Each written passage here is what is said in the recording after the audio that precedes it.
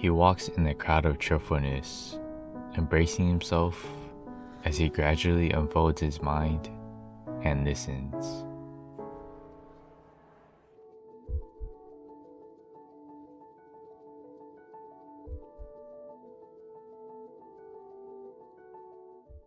Ishida was seconds from ending it all as he looks down the bridge, visualizing what would happen, but only to stop and look back at how he came to be. At the time when Ishida was just a normal boy who enjoyed being in the center of attention and recognized as the class clown, giving the young Ishida the feeling of being noticed and raised his confidence to know that he fit in with others, shaping his pride as a kid, until one day the direction of attention is unintentionally drawn to someone else who was different and had a different personality than his. It hurt his self-esteem to see that his spotlight was being stolen from him and felt like his place in the school was fading. With seeking attention and having a sense of jealousy, it gave a reason for Ishida to point his frustration at this girl. Yet the girl never seemed to be bothered by his torment and always kept a smile. This girl always tried to befriend him, but the naive Ishida only thought her kindness and innocence as bothersome, always ignored what she tried to say, and never listened. It started as a confident joke, but resulted in his own anguish. He who was once a bully now became a target to others. He was ostracized by the group of people who he thought as friends, the same people that turned a blind eye when it was time to confess. And eventually, it led Ishida to self-hatred and isolation, with only the understanding of the kindness and pain that his victim endured.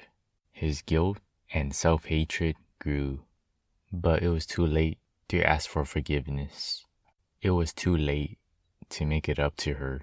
It was too late to try to befriend her. The consequences of his actions became the scar that Ishida could never forget and heal from, and time stopped since then, and everything he felt he had was gone. His pride, trust, and even his own self-worth. He had become a victim of his own wrongdoing.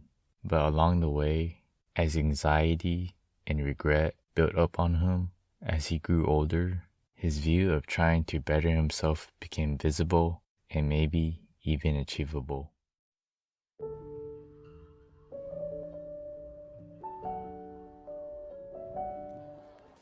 長塚君、さ、友達の定義ってなんだろう。なんていうか、ほら、友達になる権利とか資格とかそういうのって。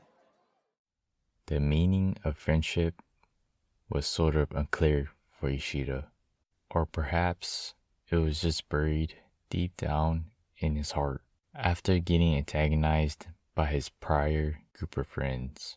This guilt that he carried convinced him of being unworthy of having any involvement with others, and if he did, it would only result in the same way it did in the past. He was afraid of recreating the past, afraid of hurting others, so he crossed out everyone. But even so, life is full of surprises. And one day, Ishida finds himself intervening in altercation that called out for him.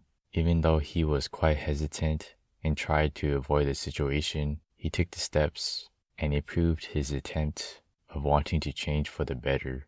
And little did he know that this small intervention would turn into an exchange of kindness and diverge him from a path of isolation to eventually build up to be a longing that Ishida suppressed in his heart: friendship. Nagatsuka really helped Ishida fill his deprived social life, and their relationship relieved Ishida from some of his self-doubt. Having someone else give their own perspective of things and having conversations with one another reduced his cautious way of thinking, allowing him to find himself. And despite the personal barrier and insecurities that Ishida kept from Nagatsuka, Nagatsuka reopened Ishida's perception to re-understand what it meant to be friends, along with giving drips of colors to Ishida's gray view of life, and genuinely cared for him as a friend. Loneliness was slowly drifting away from Ishida as he took the first step to open up to others and attempting to make a change in his life.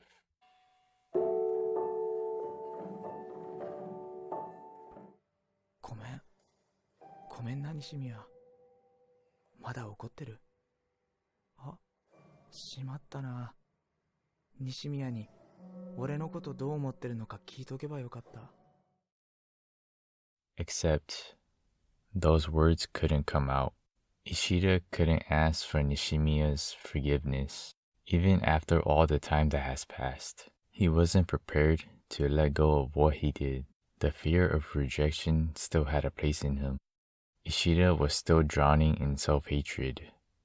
He couldn't accept himself, and that blocked him of taking the responsibility to apologize.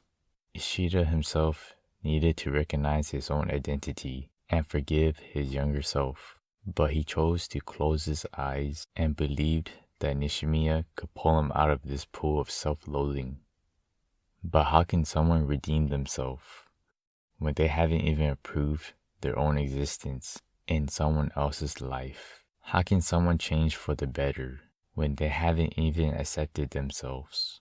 He tried to deny the things that shaped who he was and tried to relieve it by making it up to the person that was at the core of everything. Up until now, he's done everything for others and nothing for himself. The attempt to change was never driven by self-improvement. It was driven by guilt. It was to better himself for those around him, not for self-desire. Ishida only tried to meet the standard of others, but never once looked at himself. The resolve came from trying to fix his encounters with everyone, rather than to fix himself.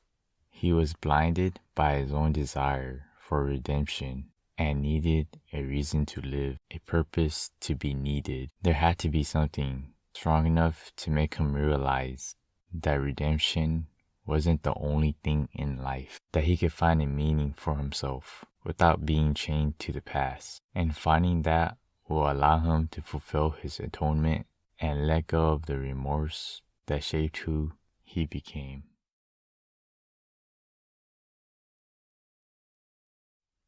Watching the happiness of the crowd, the people who involved themselves in his life, leaving his past behind, and cries.